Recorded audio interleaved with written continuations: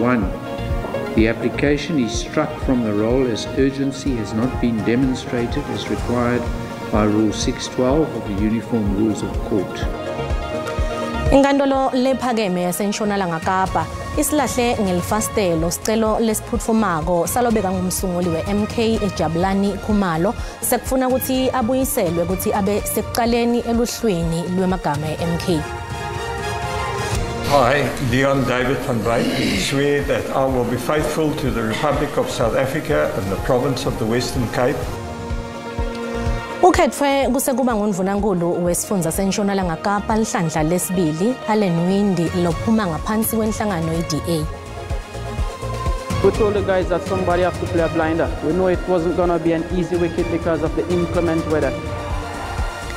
I-West Indies yendlulele ku-Super 8 emidlalweni yendlebe yemhlaba ye-ICC T20.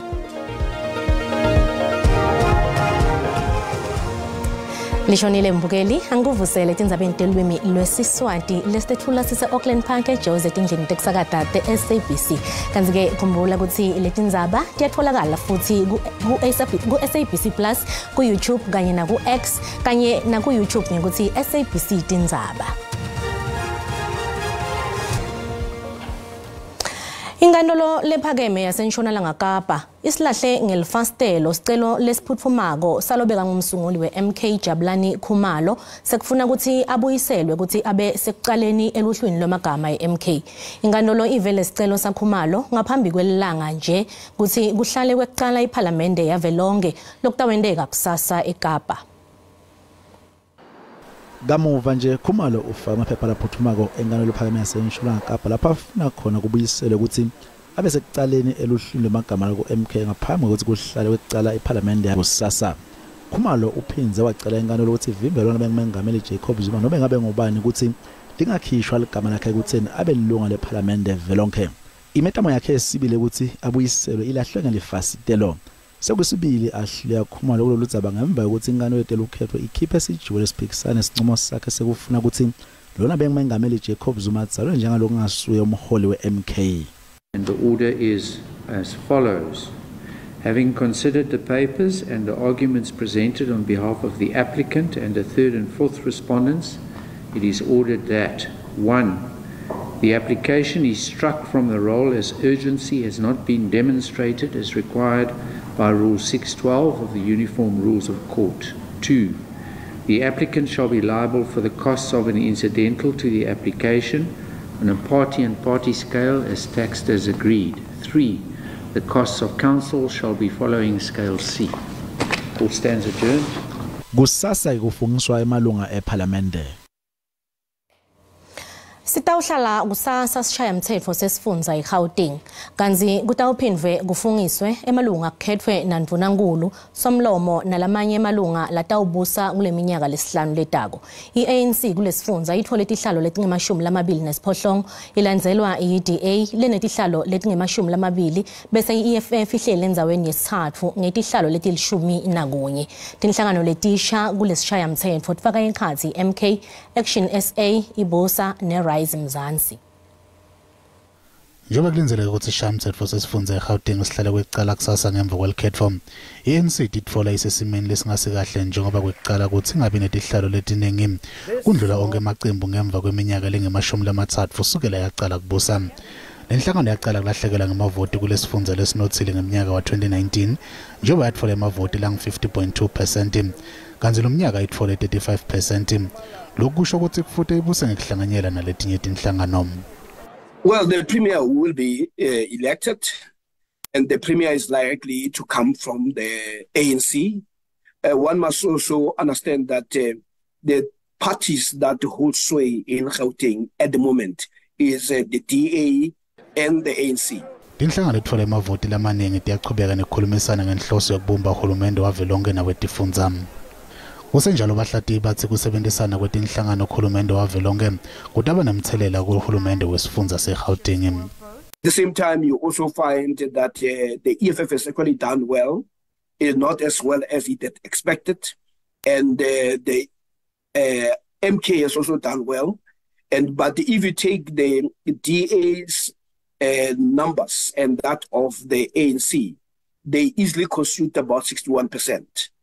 And the issue is what happens at the national level may affect what happens at the provincial level. Sekumeke mumo ukuhlala kwesishayamthetho salesifundza kanti kulindeleke ukuthi nabandla kakhulu ahlale kusasa. Ukhethwe kusekuba nguNdunankulu wesifundza seNtshonalanga Kapa lihlandla lesibili Allen Windi lophuma ngaphansi kwenhlangano yeDA. Kusenjalo kuphindwe kwafungiswa nemalungu esishayamthetho alesifundza langamashumi 42. IDA lenetihlalo letinengi njengoba ilandzelwa iANC nePA. I, Leon David van Wyk, swear that I will be faithful to the Republic of South Africa and the province of the Western Cape, and will obey, respect and uphold the national constitution, the provincial constitution and all other laws of the Republic. And I solemnly promise to perform my function as a member of the provincial parliament to the best of my ability. So help me God. Duly sworn in. Thank you. I, Marae Mary Wenger, swear that I will be faithful to the Republic of South Africa and the province of the Western Cape, and will obey, respect and uphold the national constitution, the provincial constitution and all other law of the Republic. And I solemnly promise to perform my function as a member of the provincial parliament to the best of my ability. So help me God. Sworn in. Thank you. I, Alan Richard Windi, swear that I will be faithful to the Republic of South Africa and the province of the Western Cape, and will obey, respect and uphold the national constitution, the provincial constitution and all other law of the Republic. And I solemnly promise to perform my functions as a member of the provincial parliament to the best of my ability. So help me God. Duly sworn in. Thank you. Sikubutile mbukeli ukuthi njengobe ihlala kwekuqala iParliament kusasa ngemva kwelikhetho lwalonyaka kanti kulinzeleke ukuthi kukhethwe mengameli somlomo nalabanye ingabe yini lo ilinzele kusasa uphendvule ngalendlela Ngilinzele ukuthi bahlale phansi bavumelane ngelivi linye bakhethe abantu labatohola nali live lase South Africa kube khona nekuthula futhi bavisisana. Ngilindele ukuthi ke babeke idingo zabantu phambili bangayicabangeli bona kuqala ngoba sibavotele nje sinethemba ukuthi ke bazosinika idingo nezinto esiyidingayo. Mina ndilindele into ukuba bangaboni ingasonye lemiqelo zopolitiko izokubakho impikiswano lo afuna wakhe umongameli. Ngilindele ukuthi umsakazi uma sekukhethwa kukhethwe kahle umongameli ozosebenzela thina ezabavoti kube abantu nje abazohlala eParliament abantu abazokwazi umphakathi. Andiboni iphumelela mina lento yokukhethwa lika speaker nomongameli ngomso andiboni zawahamba kahle kwaphela ngoba ndawuthi ujonga ingathi wonke umuntu utsalele ecaleni ngilowo nalo ubhulela kwicala lakhe. Ndilindele into bangabana bazisa inkonzo ebantwini abantu andilindela into babona abantu besilwa but kufanele kuphele laa nto sifika ngobukela zifight kodwa sifuna bezise inkonzo ebantwini baseMzantsi Afrika qha. Lona ngumbono wembukeli iSABC ete yethweswa kutiphendvulela ngawo. Asaqalile kufungiswa emalunga eParliamente eshayamthetho tetifundza kuleli kanti kusasa kulinzeleke ukuthi kufungiswa emalunga eParliamente yelihlandla lesikhombisa kusukela leli lathola inzandvo yelinyenti kubiyeke kukhethwe mengameli kanye nasomlomo wavelonke kepha kuva leti naletinye tetepolitiki simukela umhlatiwe tepolitiki Bongani Mahlangu asikwamukele sibonge kakhulu isikhathi sakho. Ngingathanda ukunibulisa lapha e-studio ngibulise nababukeli emakhaya. Asicale lana Mahlangu ingabe bekulinzelekile yini ukuthi inkantolo yomthethosisekelo ingalahla ngelifastela sicelo seMK sekumisa kuqhubeka kwetinhlelo teParliament kusasa?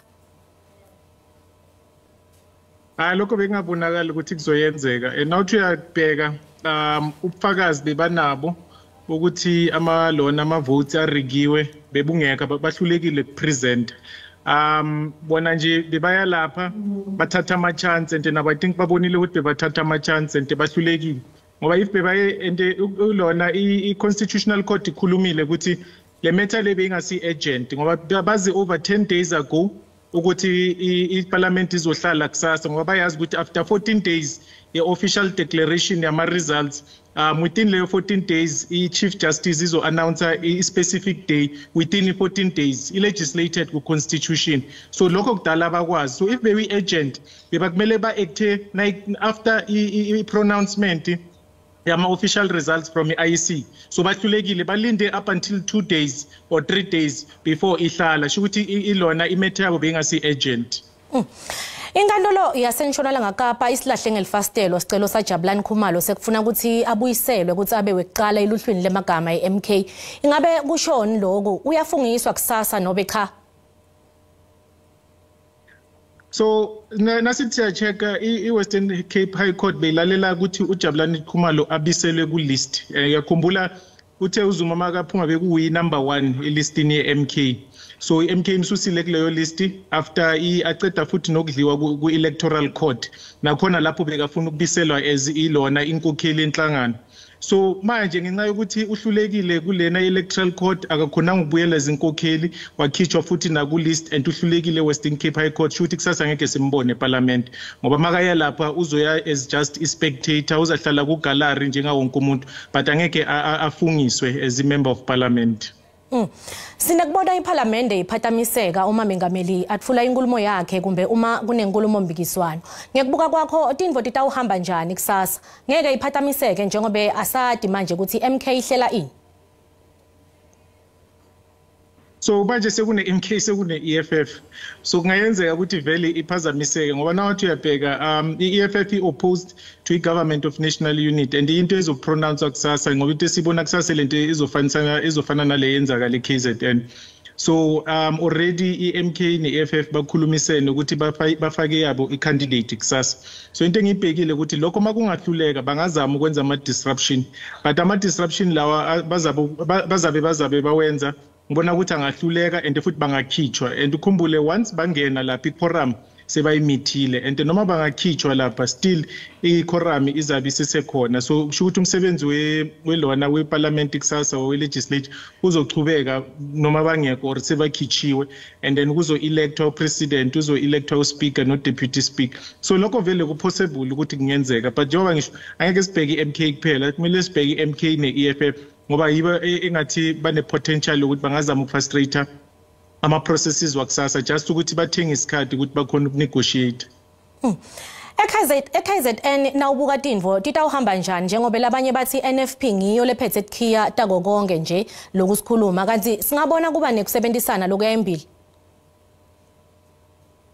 So nasithi siyabheka kumele sibheke ekucala itulo lenhlangano ezinikwe zona so nawubheka iANC iDA neIFP intulo zabo nawuzihlanganisa zikhona ukwenza 41 and then the MK the EFF nawuzihlanganisa zenza 39 then kuba neNFP eqeleni which is 1 shothi NFP noma ingaya ku MK neEFF benza 40 naya ku ANC DA neIFP benza 42 so with or without yona nawubheka allocation eitulo laba bazokhona ukudibana but coalition yabo izoba very weak and izohlala incike ngomuntu oyi1 kusho ukuthi nangayenzeka sebayifomile nakumele kuthathwe inqumo abantu abayi2 abayi3 balove ngenxa ukuthi bayagula and lawa amanye inhlangano which is EFF neMK bavumelane ngeposition laba bazohlale bawina ngenxa yokuthi coalition yabo iweak it's just a simple majority so I difference incane kakhulu whether NFP iyeza or ayis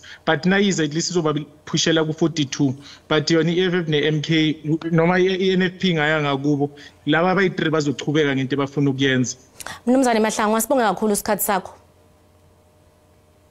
Nobonga mina. Ngubongani Mahlangu lo ngumhlati wetepolitiki kanti siqhubekela imbili netindzaba mengameli wele Zimbabwe Emmerson Mnangagwa uthumele emavi envutvuto kuhulumende nebantu baseMalawi kulandzela kushona kwelisekela lamengameli walelave Dr. Saulos Chilima nalabanye labayimfica baphangalala ngesikhathi kuwa kuphahlateka indiza lenaphephela emhlane lebekadze bakuyo ngemsombuluko kanti nemalungiselelo emngcwabo ayaqhubeka. My sincere condolences to our dear brother, His Excellency President Dr. Lazarus Chakwera, and the people and government of the Republic of Malawi. Following the passing on of the Vice President of Malawi, Honorable Dr. Saulos Chilima, and 9 other people in a plane crash.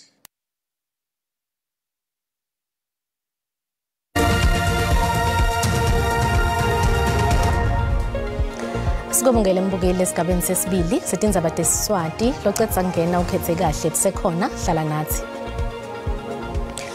Litiko letempilo lithi kushone umuntu wesibili kuleli viki kulandzela ukuthi esuleleke ngeligciwane le-mpox.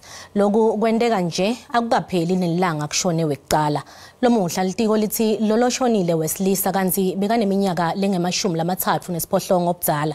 Wangena esibhedlela i-KNZ kunetinsha busuku abanjwa inhloko umtimba wakhe udziniwe anemalovula emlonyeni nemamasela akhe abhlungu aphinze anelishashadi.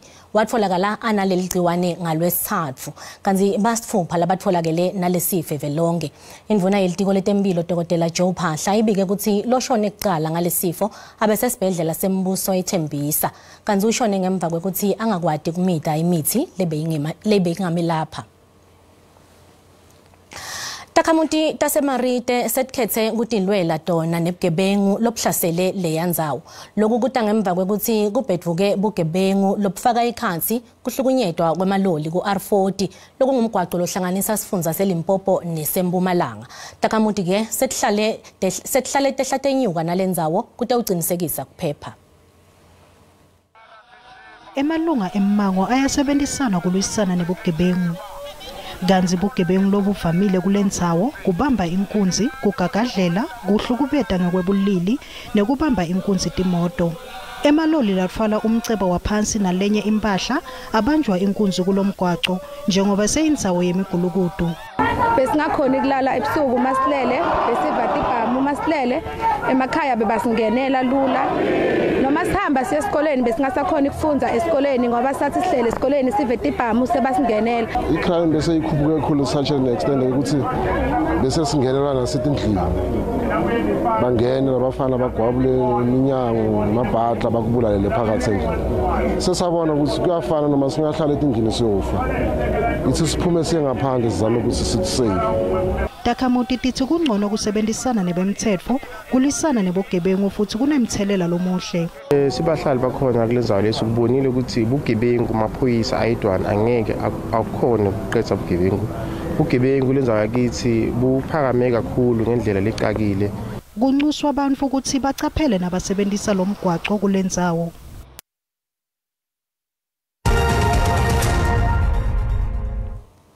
Inkampani yetimoto iMercedes-Benz kuleli letinde eEast London ihlala kudenda tisebenti letingemakhulu 7 ngenhloso yokuthuthukisa kusebenta kwayo. Estatementeni lesikhishwe ngulenkampani ithi ke isangena etingxoxweni tekuhlela kabusha lenkampani. Nazivakashele emakethe tetimali sitfola ukuthi lirandi lehlile nalicathaniswa netimali takulamanye emave.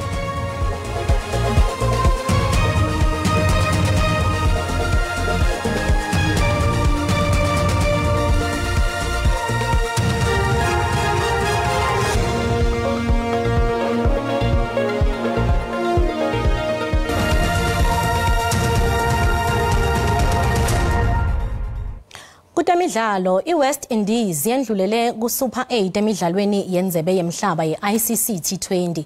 iWest Indies yahlule tinsandvokati talomqhudelwano iNew Zealand ngema-runs langu-13 emidlalweni ya Group C lobeyidlalelwa eTrinidad. Captain weWest Indies Rowan Powell ubabate kudlala kahle kwelicembu lakhe. We told the guys that somebody have to play a blinder. We know it wasn't going to be an easy wicket because of the inclement weather. You know, we always believe that an individual brilliance in T20 cricket is needed sometime, and I think Shafin innings was a fantastic knock. You know, it gave us confidence, and at the halfway mark, we believe.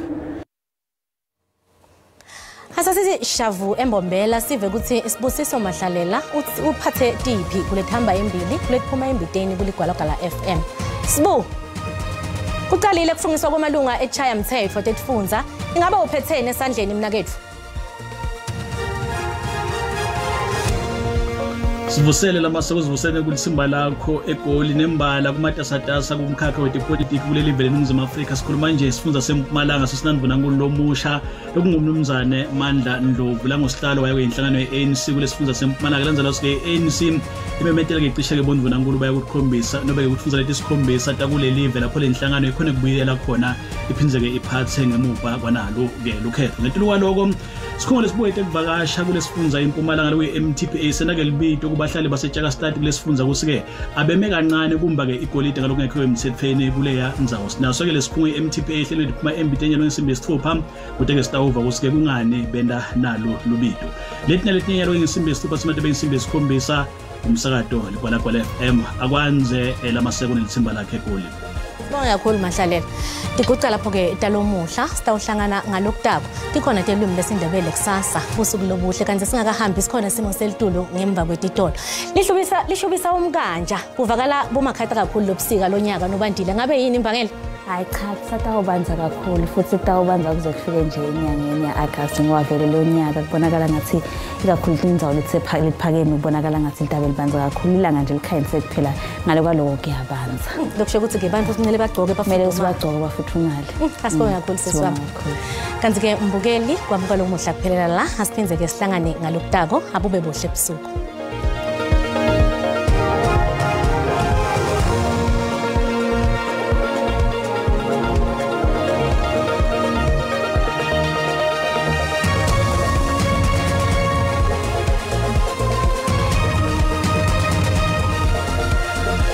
Sane tinkhungu lapha eLgwini lapha eNtshonalanga Kapa kule makhaya umoya ongagijima ufike khona ku 25 km abukele emakhaya kanti ke abukele emakhaya singena kona kufuthumela kwelive la eGauteng Johannesburg etawuqala khona lapha ku4 inyuko khona ku21 kanye neCarltonville kanti iFrenagh ihlele khona lapha ku20 Pitol aqala ku7 inyuko khona lapha ku22 sinyuko khona lapha esifundzeni salapha eLimpopo Musina uhlete khona ku25 kanti phela khona aqala ku5 inyuko 21 Mokopane hlete ku23 kanye nePelapela Pholabura ahlete ku26 lapha eMpumalanga abukele emakhaya isikhukhuza ahlete ku26 Mashishini hlete ku21 Middleburg 19 kanye neMalehleni kanti Secondary qala ku1 inyuko khona ku18 kanti Carolina ixla ku4 ihleti khona ku21 lapha eKwaZulu Natal lapha eThekwini ihleti ku23 kanye ePietermaritzburg kanti uLundu ihleti ku24 Vryheid 23 Life Ladies Mid ihleti khona lapha ku21 emva kwaMandina kanye neCroxton babule makhaya singena khona lapha eMpumalanga Kapa eMthatha ihleti khona ku25 Maletswayi icela ku4 inyulo 17 Ncuba ihleti khona Tsholi kanti enqonqe qala ku10 linyulo khona ku24 Cibega ahleti khona ku27